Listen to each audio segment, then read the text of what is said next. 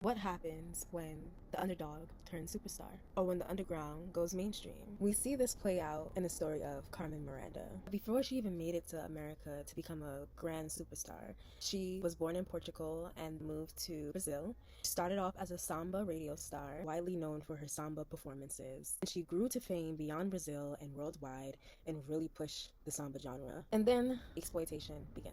If you've ever seen the outfit with the extravagant top and bottoms paired with this fruit bowl head top, that is a reference to Carmen Miranda, but it did not start with her. She was actually inspired by the Baiana women of Bahia, a small group of black Afro-Brazilian women who pioneered this look. This became a huge staple piece of her persona in Hollywood, and unfortunately, a huge stereotype for women of all Latin diasporas. Around the 40s, she came to America, New York to be exact. She signed a contract deal. She was marketed as the Brazilian bombshell, and she became a generalized Latin figure, not specifically Brazilian. So imagine having all of Latin America lumped into one main category.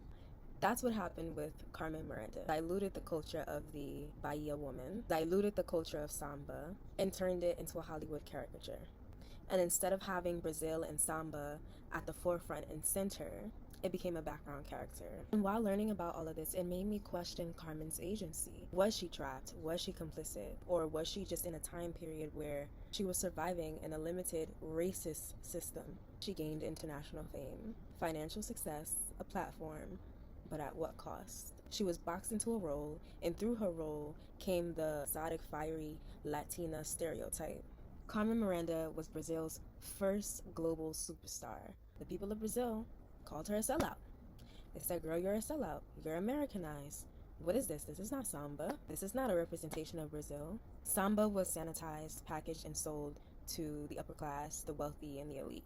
And this is exactly like what our people seen with jazz turned into Hollywood musicals. Hip-hop turned into pop commodification and sex, money, and drugs. Samba is Afro-Brazilian, not white Brazilian. Brazilian culture was born from enslaved Africans. But during that time of the 1930s to the 1940s, Brazil and America wanted to push a racial harmony agenda, which erased the real black struggle that was experienced in Brazil. Hollywood did not want political blackness, Afro-Brazilian identity. They wanted exotic but safe, cultural but sanitized culture. They wanted it to feel non-threatening. And Carmen became the face of that. She was white passing, but not white enough. It was used as a bridge between two worlds, belonged everywhere and nowhere at once. Complicit, yes, in some ways, because she performed the caricature. She was also operating in a career that limited her options. She didn't control casting, she didn't control script writing, but that still doesn't make it okay. Now, if Carmen would have refused Hollywood's framing, would she still be a global superstar? Absolutely not. They would have just found somebody else willing to do it. The individual does play a part in how they are allowing themselves to be used, but she was just one of many to go through this machine. She was just one of many to be proof of what happens when the underdog turns into a superstar, when the underground goes mainstream.